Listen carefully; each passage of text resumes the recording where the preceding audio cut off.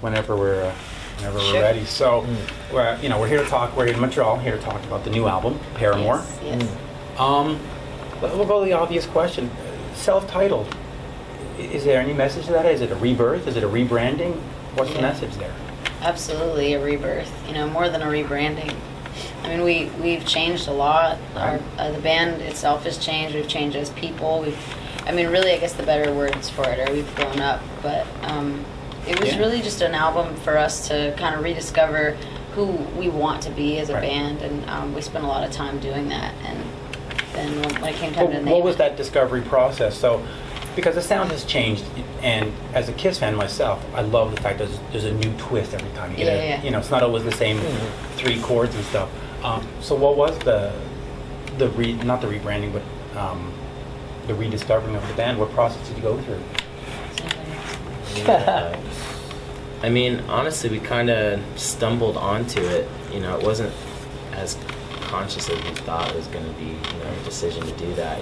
We tried to do things the way that we've always done them. The past 8 years of our band or whatever, our career. So we were trying to write the same kind of songs. We were trying to write them the same way. We kind of felt like that's just what we were supposed to do because that's what we've always done. Right. And I think we kind of got to a point where we just we realized we'd already done that, and we believe in what we'd already done, but we were ready for something different, So it was the songs that we were connecting with and that we believed in sounded very different than anything we'd ever done, which was really weird at first. It was kind of hard to grasp, and I think once we kind of gained some confidence, once we wrote a few songs that were different, but that we just all loved, and I think that kind of propelled us into this whole new world of creating and just being open-minded to genres and types of music that we've always loved, and being like, what, I think we can do that with our own way.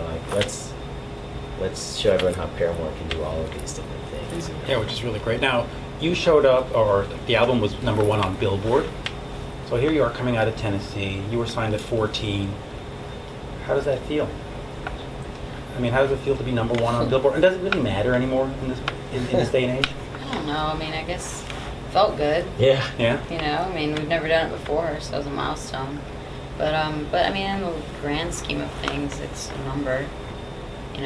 The most important thing is that we have songs we love and that we're playing shows that we love. Yeah, absolutely. Now, tell me a little bit about the journey from 14 to #1 on Billboard.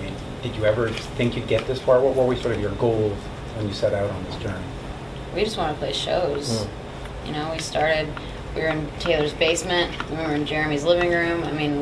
We practiced more than anything else. Yeah. A lot of bands that were around, a lot of local bands at the time, it seemed like they never practiced. Their shows were their practice, which I guess is how most bands do it. But we were always perfectionists. We always wanted it to be right, and we spent so much time just practicing before we ever really played any shows. We recorded little demos or little things here and there, and that was it. It's crazy to think, I was talking to a friend the other day, it's always something else. You always want a little bit more, I want to play a show, now I want to make a demo, now I want to do this, now I want to sell 50,000 records, now I want to go platinum. It keeps jumping, but I guess knowing that we made a record that went to #1, it's it's huge, and we're super grateful, but really the most important thing is that we're all happy. Are you happy? Yeah. All right, we gotta check that. We're a little tired right now. A little but we're tired. happy. Yeah. Just gotta check. But these days with iTunes and all the downloading, is it even important to make an album? Can you not just survive doing singles? And why make an album? I'm old school. I'm from Kiss and Metallica generation. Right. You lived on those 10 songs. Yeah. Kids don't seem to live on 10 songs anymore. Well, I think that there's a difference between the business side of things and numbers, and then being an artist. I think as artists, we don't want to survive in that kind of world where you're just going single to single to single to single. That's not survive. Yeah, that's not who we want to be. That's not. We want to make pieces of art. A collection of songs. Which is what I agree. Right, and that's what we grew up on, and What did you grow up on? Who were some of the bands you were listening to? We all. I think when we started our band collectively, we were listening to Death Cab for Cutie. We were listening to a band called Failure. We were listening to Sunny Day Real Estate, Jimmy Eat World, Deftones. Those were kind of some bands that we all kind of united on. But you know, Yeah. we listened to the whole record, you know, top to bottom, and buy the CD, and you'd like flip through the packaging as you're listening. And so I think we still hold on to that, you know. Didn't even know what the singles were most Totally, of the time. yeah. It didn't matter. Well, yeah, especially some of those bands, that, you know. Yeah, right. But can you just live on singles? I mean, is that sort of the goal now? Hip hop artists do it all Yeah, the time. exactly. I mean, that's a completely different world, but you're right. I mean, it's the fans that are just like wanting to get more and more and more, and like you can do that if you do one song at a time. Yeah. I mean, it seems kind of silly actually. Like we were talking about it the other day. You know, like for instance, our song, like it took "Still Into You" took a long time for it to get where it did on the radio, even though it's the same song that was really, you know. I just had one comment about that. I saw an acoustic performance on YouTube. I think it was a Grammy thing you did. It was phenomenal. Thank It you. was awesome. And your voice was fantastic. So to you, it's still important to make albums. Then you're going to keep this model. You're not Oh, yeah. moving away from that. Show-wise, what can fans expect?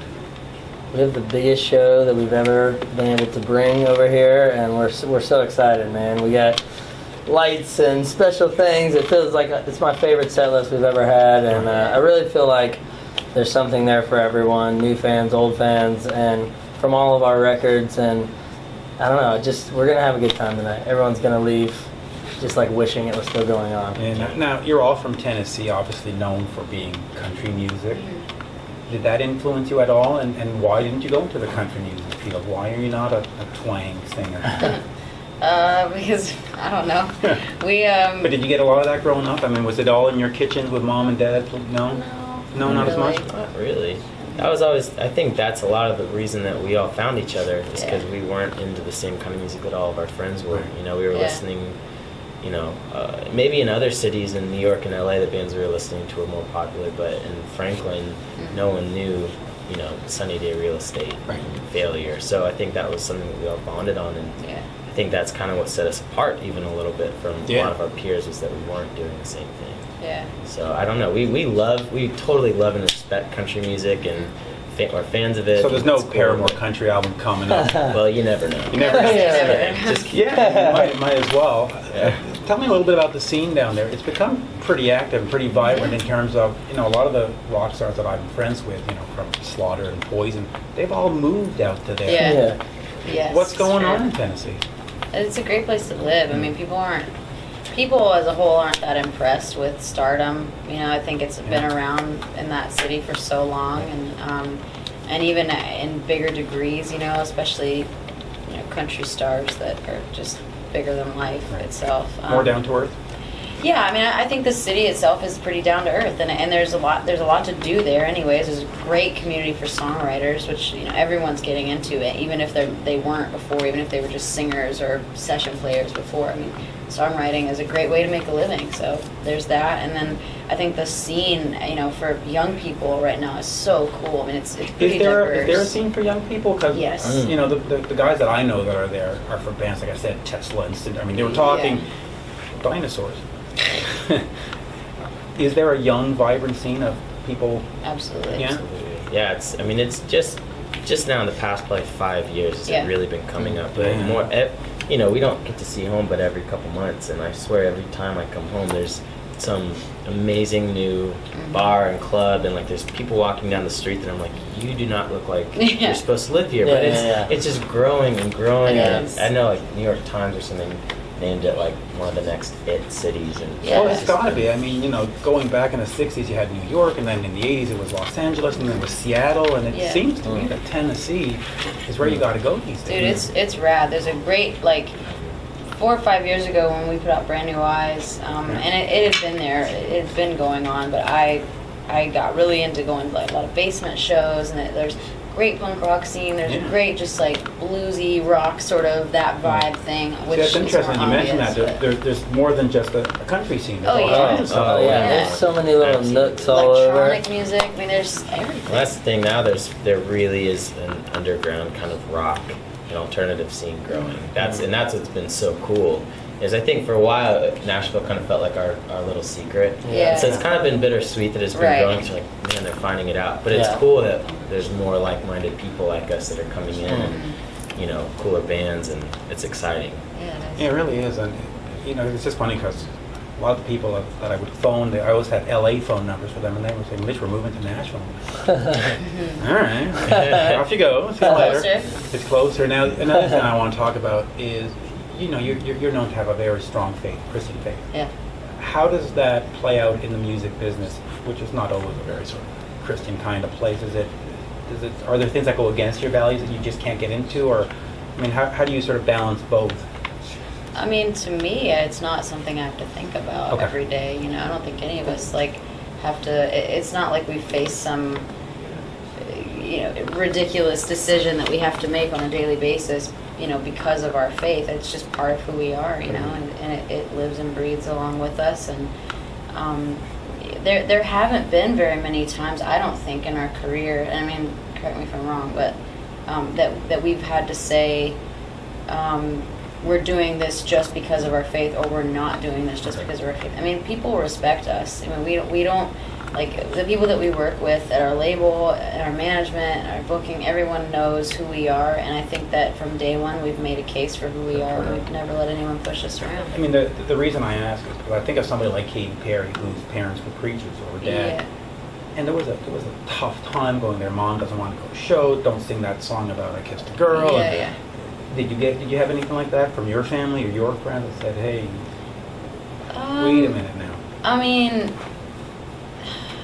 to that extent, no, because Okay, we're not okay. pop stars. You know, we don't. I think. Well, how do you view yourself? Because a lot of people are saying this new album is pop. Yeah, but there's a difference between writing a pop song and being a pop singer. Like, Right. you know, I think now, whether it's the artist's decision or not, and I wouldn't know, none of us would know, but I mean, I think they live in a completely different world with different expectations, and, you know, like, it's so much to do with just how sexual can you be. And Well, that's it. As a female That's- artist, have you had any of those pressures where they said, "Listen, let's forget the Paramore thing. Let's get you in a nice dress"? And you know, did you go through that? No. No, because I'm But the record companies didn't say, "Come on, you be no, the next." because when I was 14, I made sure everyone knew exactly who Okay. I was, and I've never backed down about it. And neither of the guys. When there's never a question, because we're not a manufactured thing that people are constantly trying to Right. mold. We're artists, and when people hear our music, I don't think I don't think it conjures up images of me running around in a bikini, you know, and squirting whipped cream out of my boobs. It's just like, that's just not what it is.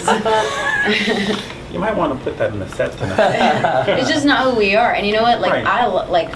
To be really honest with you, I love Katy Perry. I love all of her records. I think she is a fabulous artist, and I like, it doesn't offend me when I see her wear things or Yeah. say things, but Right. that's just not who we are, and we've always made that very, very crystal clear.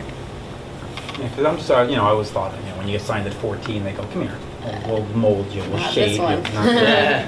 That's pretty impressive, actually. I don't know. I mean, I think a lot of it was just the kind of music we were into. I was already in this band. I mean, you know, maybe those labels didn't know that at the time. I was already in this band, and we knew what we were. We're getting the wrap-up sign. So, Oh, okay. so what's the future after this? Where do we go? Tour's done.